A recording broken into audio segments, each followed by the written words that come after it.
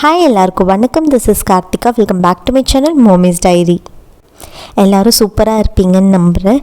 இன்றைக்கி வீக்கெண்டில் என்னோடய டே எப்படி போகுன்றது தான் இந்த வீடியோவில் பார்க்க போகிறீங்க. இன்றைக்கி மார்னிங் 6 o'clockலாம் எழுந்துட்டேன். வீக் டேஸை விட வீக்கெண்டில் எனக்கு சீக்கிரமாக எழுந்துக்கிட்டால் நல்லா இருக்கிற மாதிரி இருக்கும். எனக்கு நிறைய டைம் கிடைக்கிற மாதிரி இருக்கும் க்ளீன் பண்ணுறதுக்கு. அதுக்கப்புறம் நம்மளுக்குன்னு தனியாக ஒரு மீ டைம் வேணும்ல, அது கண்டிப்பாக எனக்கு வீக்கெண்டில் கிடைக்கும். அவங்க அப்பா கொஞ்சம் நேரம் அவங்கள பார்த்துப்பாரு. இப்போ பாலை ஸ்டவ்வில் பால் ஊற்றி வச்சுட்டேன் ஸ்டவ்வில். மீன்வைல் நான் கோலமும் போட்டேன். இந்த கோலம் எனக்கு ரொம்ப பிடிச்சிருந்தது. இன்ஸ்டாகிராமில் பார்த்து எனக்கு ரொம்ப பிடிச்சது. கண்டிப்பாக இன்றைக்கி போடணும் அப்படின்ட்டு நான் போட்டுட்டு ரொம்பவே அழகாக இருந்துச்சு. போட்டதுக்கப்புறம் பார்க்கும்போது இன்னுமே அழகாக இருந்துச்சு. இந்த மாதிரி கோலம் எனக்கு ரொம்ப பிடிக்கும். மீன்வைல் மகிழும் எழுந்துட்டேன். பாலும் காய்ச்சிட்டு ஆற வச்சுட்டேன். அவனுக்கு லைட்டாக கோல்டு இருக்கிற மாதிரி இருந்துச்சு. அதனால் மஞ்சத்தூளும் பெப்பரும் போட்டு தான் பால் கொடுத்தேன். 2 பேருமே பார்த்திங்கன்னா வீக் டேஸில் நல்லா 9 o'clock வரைக்கும் தூங்குவாங்க. ஸ்கூலுக்கு கிளம்புறதுக்கு நான் தான் அறக்க பறக்க அவனை கிளப்பி விடுற மாதிரி இருக்கும். வீக்கெண்ட் ஆச்சுன்னா சீக்கிரமாக எழுந்துப்பாங்க. தான்னு பார்த்திங்கன்னா 6:30 7 எழுந்துப்பாங்க.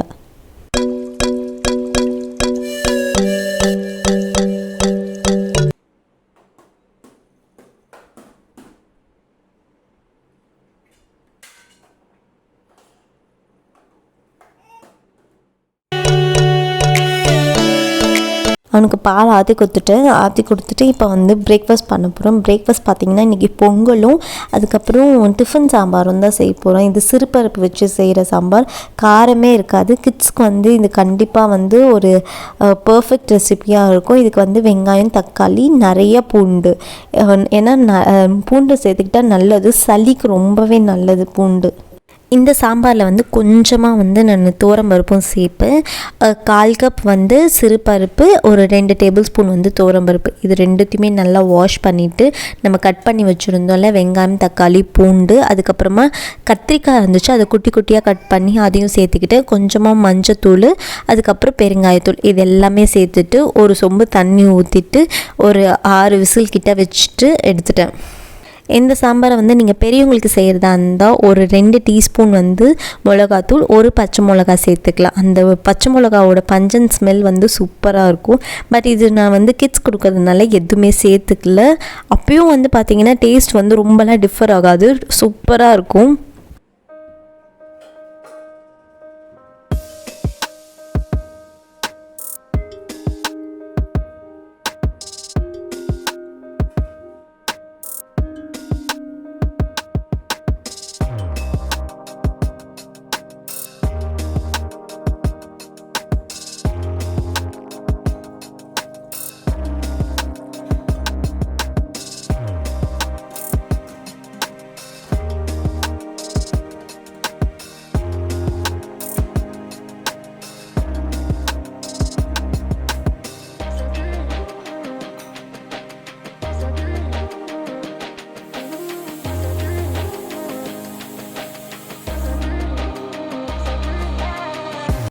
இப்போ குக்கர் நல்லா ப்ரெஷர் போனதுக்கப்புறமா இந்த பருப்பு, வெங்காயம், தக்காளி, கத்திரிக்காய் எல்லாத்தையுமே நல்லா மசிச்சு விட்டுக்கோங்க.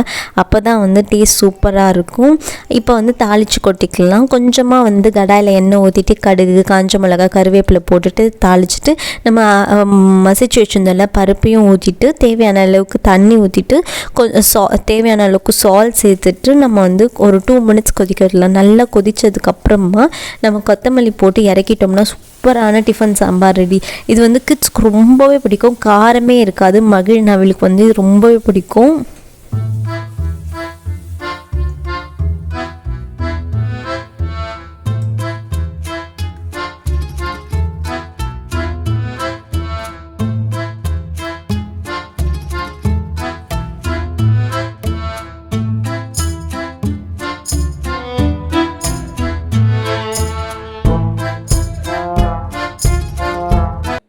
இப்போ சாம்பார் ரெடி ஆகிடுச்சு. சைடில் வந்து நான் பொங்கலும் வந்து வச்சுட்டேன். 3/4 கப் வந்து பச்சரிசி, 1/4 கப் வந்து சிறு பருப்பு. இது நல்லா வாஷ் பண்ணிவிட்டு 3 கப் தண்ணி ஊற்றிட்டு கொஞ்சமாக நெய் சேர்த்துட்டு 4 to 5 விசில்ஸ் வச்சுட்டு எடுத்திங்கன்னா சூப்பரான பொங்கல் ரெடி ஆகிடும். அதுக்கு தாளிப்புக்கு வந்து பேன் வச்சுட்டு அதில் கொஞ்சமாக நெய் ஊற்றிட்டு மிளகு, சீரகம், இஞ்சி, கருவேப்பிலை, பெருங்காயத்தூள், முந்திரி இது எல்லாத்தையுமே வதக்கி நம்ம வந்து அந்த பொங்கலில் சேர்த்துட்டோம்னா சூப்பராக டேஸ்டியான பொங்கல் ரெடி ஆகிடும். ஆக்சுவலி இந்த பொங்கலுக்கு வந்து இந்த சாம்பார் வந்து பர்ஃபெக்ட் காம்பினேஷனாக இருக்கும். இந்த சாம்பார் வந்து பொங்கலுக்கு மட்டும் இல்லை, இட்லி, தோசை எல்லாத்துக்குமே சூப்பராக இருக்கும். கண்டிப்பாக ட்ரை பண்ணி பாருங்கள்.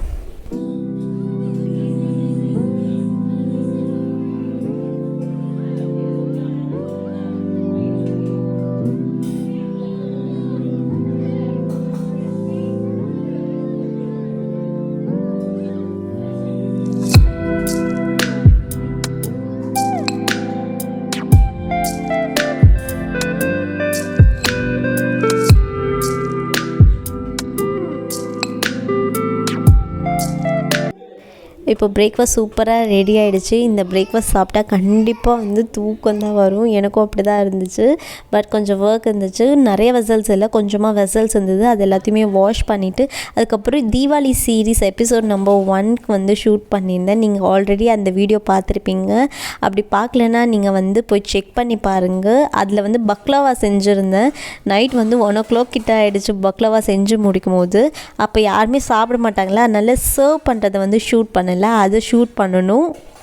அதை ஷூட் பண்ணிவிட்டு அதுக்கப்புறமா தான் லன்ச் பண்ண போகிறேன்.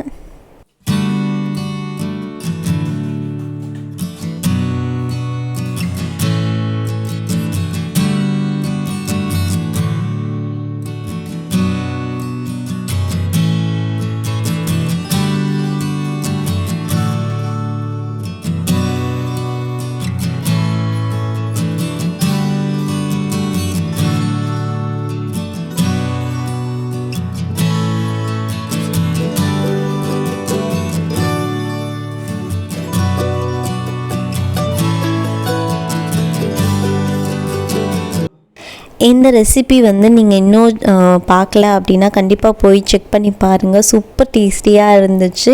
இது மட்டும் இல்லாமல் இன்னும் 2 எபிசோடும் போட்டிருக்கேன். Kunafa, gulab jamun, mix cake, இது எல்லாமே சூப்பர் ஈஸியான ரெசிபீஸ்லாம் போட்டிருக்கேன். கண்டிப்பாக போய் செக் பண்ணி பாருங்கள். இந்த தீபாவளிக்கு வந்து கண்டிப்பாக இந்த ரெசிபீஸ் எல்லாம் ட்ரை பண்ணி பார்த்துட்டு எப்படி வந்துச்சுன்னு கமெண்ட்டில் எனக்கு நீங்கள் சொல்லுங்கள். இப்போ வந்து லன்ச் பண்ணிகிட்ருக்கேன். இன்றைக்கி லன்ச் பார்த்திங்கன்னா வீட்டில் கீரை இருந்துச்சு, அதை தான் கடைய போகிறேன். கூட வந்து கத்திரிக்காய், முருங்கைக்காய் பொரியல், ஆம்லெட். கீரை கடையிறதுக்கு கீரையை நல்லா வாஷ் பண்ணிவிட்டு சின்ன சின்னதாக கட் பண்ணிவிட்டு வெங்காயம், தக்காளி, பூண்டு, புளி, பச்சை மிளகா வேணும்னா சேர்த்துக்கலாம். நான் கிட்ஸ் கொடுக்கறதுனால பச்சை மிளகா சேர்க்கல. அது கூட வந்து பெருங்காயத்தூள், கொஞ்சமாக தண்ணி ஊற்றிட்டு ஒரு 4 to 5 விசில் வச்சிங்கன்னா கீரை நல்லா வெந்துடும்.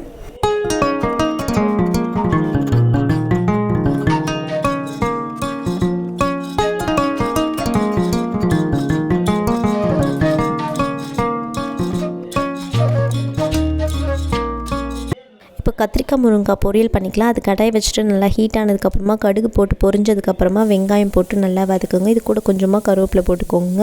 இது எல்லாமே நல்லா வதங்கும் போதே நம்ம வந்து பூண்டு இடித்து போட்டுக்கலாம். பூண்டோட ஸ்மெல் போனதுக்கப்புறமா நம்ம வந்து ஒரு தக்காளி வந்து கட் பண்ணி வச்சுருக்கோம், அது போட்டுட்டு நல்லா வதக்கி விடுங்க. இந்த தக்காளி வந்து நல்லா மேஷ் ஆகிற வரைக்கும் வதங்கினா தான் டேஸ்ட் நல்லாயிருக்கும். இப்போ வந்து வெங்காயம், தக்காளி, பூண்டு எல்லாமே வதங்கினதுக்கப்புறமா கத்திரிக்காய், முருங்கைக்காய், உருளைக்கிழங்கு இருந்துச்சுன்னா உருளைக்கிழங்கு கூட போட்டுக்கலாம். இன்றைக்கி என்கிட்ட கத்திரிக்காய், முருங்கைக்காய் மட்டும்தான் இருக்குது. அது எல்லாத்தையும் கட் பண்ணி போட்டுட்டு நல்லா வதக்கி விடுங்க. அது நல்லாவே வதங்கணும், அப்போ தான் வந்து டேஸ்ட்டு சூப்பராக இருக்கும். இது நல்லா வதங்கிறதுக்கு வந்து தேவையான அளவுக்கு சால்ட் சேர்த்துக்கோங்க. சால்ட் சேர்த்துட்டு நல்லா வதக்கி விட்டுட்டு குழம்பு மிளகாத்தூள் 2 டீஸ்பூன் சேர்த்துக்கிறேன். மிளகாத்தூள் வாசனை போகிற வரைக்கும் நல்லா வதக்கிட்டு தேவையான அளவுக்கு வாட்டர் சேர்த்துட்டு நீங்கள் வந்து ஒரு 10 minutes நல்லா வந்து கொதிக்க வச்சுட்டுன்னா அது எல்லாமே சுருண்டு வந்து ஒரு பொரியல் கன்சிஸ்டன்சிக்கு வந்துடும். சூப்பர் டேஸ்ட்டாக இருக்கும். இது வந்து சாம்பார், அதுக்கப்புறமா ரசம் சாதம், தயிர் சாதம், கீரை, இது எல்லாத்துக்குமே வந்து சூப்பர் டேஸ்டியாக இருக்கும். கண்டிப்பாக ட்ரை பண்ணி பாருங்கள்.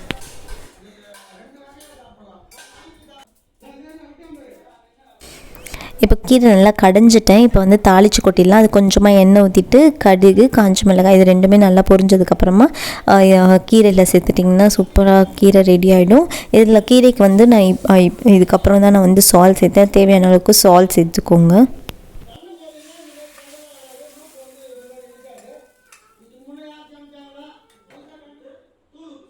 இப்போ தாளிச்சோம்ல அதே பேனில் வந்து ஆம்லேட்டும் போட்டுக்கிறேன். இந்த பேனில் ஊற்றும் போது கொஞ்சம் வந்து எல்லா இடத்துக்கும் போகாது, அப்படியே கொஞ்சம் திக்காக இருக்கும் ஆம்லேட். இந்த மாதிரி ஆம்லேட் வந்து எனக்கு ரொம்ப பிடிக்கும்.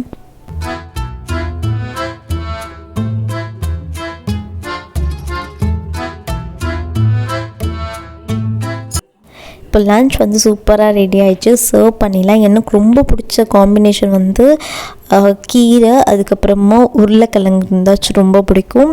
இல்லைனா இந்த மாதிரி கத்திரிக்காய் முருங்கைக்காய் பொரியல்னால் ரொம்பவே பிடிக்கும். ஆம்லேட் வந்து எல்லாருக்குமே பிடிக்கும். எந்த சாப்பாடோட ஆம்லேட் சேர்த்து சாப்பிட்டாலும் சூப்பர் டேஸ்டியாக இருக்கும். இன்றைக்கி லன்ச் வந்து சூப்பராக ரெடியாக இருந்துச்சு. எல்லாருமே சாப்பிட்டாங்க. என் ஹஸ்பண்ட்க்கு வந்து ரொம்ப பிடிச்சிருந்து. அவங்களுக்கு வந்து வெஜிடேரியனில் இந்த மாதிரி வந்து 2 பொரியல் இல்லைனா 2 சைட் டிஷ் இருந்துச்சுன்னா அவங்களுக்கு வந்து சொல்லுவாங்க நான்வெஜ்ஜே தோற்றுரும் அப்படின்ட்டு.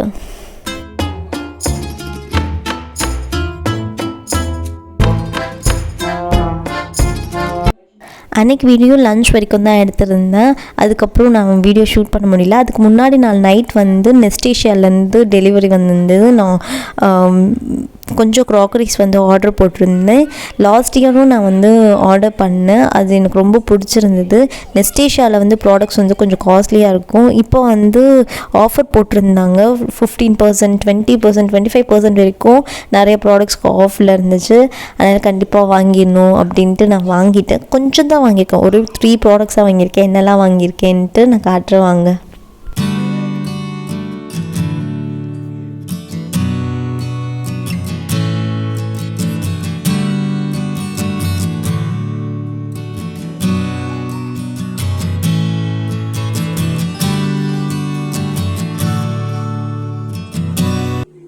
ஆக்சுவலி இந்த ப்ராடக்ட்ஸ் எல்லாமே நீங்கள் வந்து முன்னாடியே வந்து தீபாவளி சீரீஸ் எபிசோடில் பார்த்துருப்பீங்க. இந்த பிங்க் பிளேட்டில் தான் எல்லா டெசர்ட்டுமே நான் சர்வ் பண்ணேன். அப்புறம் இந்த பவுல் வந்து இன்னும் யூஸ் பண்ணலை. இது க்யூட்டாக இருந்துச்சு, சின்னதாக ஒரு ஸ்நாக் பவுல் மாதிரி. அப்புறம் மார்னிங் பிரேக்ஃபாஸ்ட், லன்ச்சு இது எல்லாமே வந்து ஒரு க்ரீன் கலர் பிளேட்டில் சர்வ் பண்ணல. அந்த பிளேட் வந்து செம்ம ஹெவியாக இருந்துச்சு. அது நல்ல ஒரு வர்த்தான பைன்னு நினைக்கிறேன். நீங்கள் நார்மல் டேஸை விட இந்த மாதிரி ஆஃபர் டைமில் வாங்கினீங்கன்னா கண்டிப்பாக நம்ம வந்து மணி நல்லா சேவ் பண்ணலாம். இந்த ப்ராடக்ட்ஸ் எல்லாமே உங்களுக்கு பிடிச்சிருக்கோம் நம்புகிறேன். இந்த வீடியோ உங்களுக்கு பிடிச்சிருந்தால் லைக் பண்ணி, ஷேர் பண்ணி, சப்ஸ்கிரைப் பண்ணுங்கள். பாய்.